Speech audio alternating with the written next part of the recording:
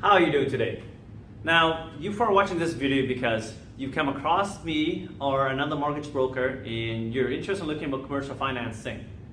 Let me ask you a question. I know you come here, you're asking for a question and you're looking for an answer, but let me ask you a question first. Why did you look for another option? Why were you looking for another second opinion, right? You're probably curious because you're probably thinking, you know what?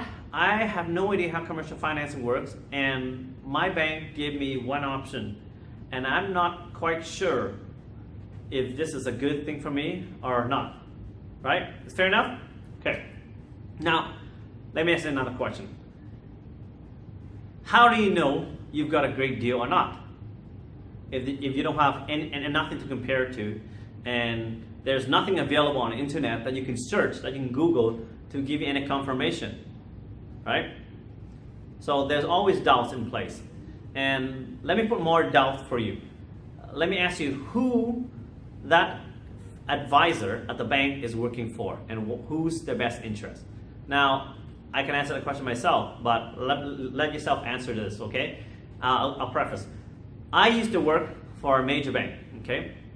Now, as a commercial financing person, my goal is to bring in as much clients as possible and make as much money to the bank as possible. That's my primary motive, and my job depends on it, right? Put it bluntly. Now, if I were to give you the best rate possible, the lowest rate, and cut the profit margin down to nothing, it's good for you, yeah. But how is that going to help me if I'm a bank employee, right? Let me ask you, if you were my senior manager and I work for the bank, and your compensation and bonuses depends on my value that I bring to the bank, how much profit I bring into the bank, how much profit would I bring to the bank if I keep giving the lowest rates possible and the best pricing possible for any customer that walks in? Probably not a good advisor, correct? And that's exactly it. Now, I'm not going to say anything bad about those advisors. They're great. But here's the key thing. They are not looking at you as how can I help you the best way possible to make the lowest cost for you and the highest return, highest cash flow for you. Are they? No. They're looking at you as if this is the next bonus. This is the next checks that's going to come in after they close the deal, right? That's how the performance review is based on. Now, yes, that's unfair of me to say that because I have an inside understanding of what the banking world was like after leaving it and be able to tell you this. Now, it's not a good thing or it's not a bad thing. It's just the way it is, right? I'm not saying they're bad. They're really good people, but they're put in a position where that's what they have to deal with every day. Now, I'm outside, right? I'm outside of the channel, outside of the bank. I'm working all the different lenders. Now, I don't have to just settle for one financing rate, one term that one bank that my employer is telling me to give to you, right? So, as a client, you probably want to get the best deal possible, the lowest cost possible, lowest pricing, lowest expense, right? Less restrictive terms available to you, correct? That's what I would. But the problem is this, the bank wants the opposite. The bank wants to restrict you from leaving them however they can to keep you there, however long it is, and also the short term and long term, how much profit they can make from you. So if they give you the lowest rates possible up front, they're not going to make that much money. So they either have to charge you a high fee somehow, some way, or to make it less appealing for you to leave, or less available options for you to be able to leave at any certain time, okay? So my question to you is this.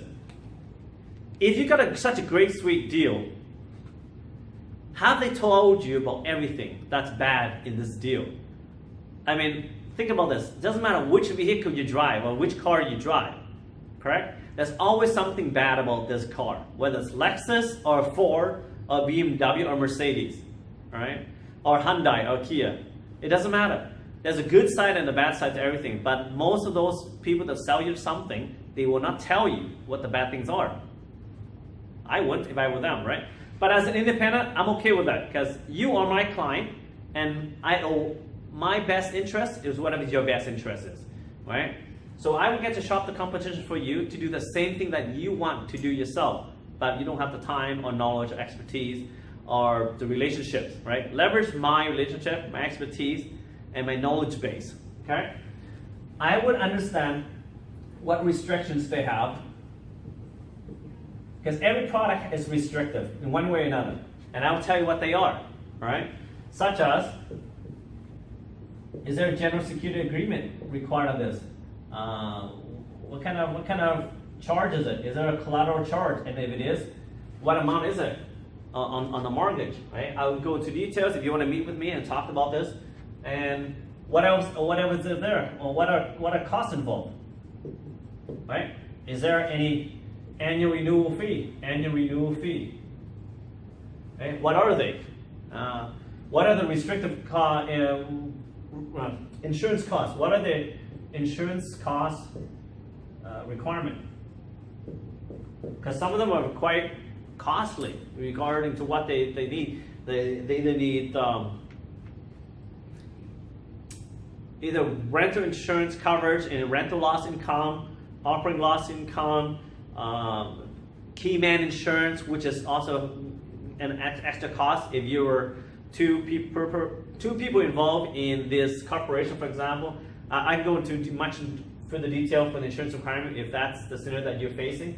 And not just the cost, not only the restrictions that they have in place either, but what is the future limitation for you? Because every product, if it's cheap, if it's low cost, there's always a cost involved. What are the costs involved in porting this mortgage? Is it portable? Does it allow for any second mortgages on it? If you're caught in a bind down the road when your credit is shot, the company is losing money, you need some financing. What limitation? Is there a limit to what you cannot do with that mortgage, right? And does it require your own personal liability, personal guarantee? How much personal guarantee does it require? Same thing with the GSA, General Security Agreement. Is it cover the whole entire company? Every asset you buy under the company is going to be taking the first charge, so you can't finance it with any other lender except them, right? So if you are disgruntled or unhappy with their service level down the road, you can't go elsewhere. So what are they not telling you? That's what I want to ask you, right? Are they telling you everything about the good and the bad parts of each one of them, of each page that they go through? Or are they asking you just sign here, sign here, sign here, sign here? And you have no clue what you just signed, right? So if you want a second opinion and you want more details, I can sit down with you for 2-3 hours and deep dive you into everything that we can go through, and I'll provide you at least 2 to 3 options, right, of different lenders and different financing solution. Why settle for one? One isn't an option, is it? Right? So think about that. If you have any questions, just email me Sua, S-U-A, at sharingbanksecrets.com, or just give me a call directly at 604-726-7878. Take care, and I hope to meet up with you and help you in your financing. Have yourself a great day.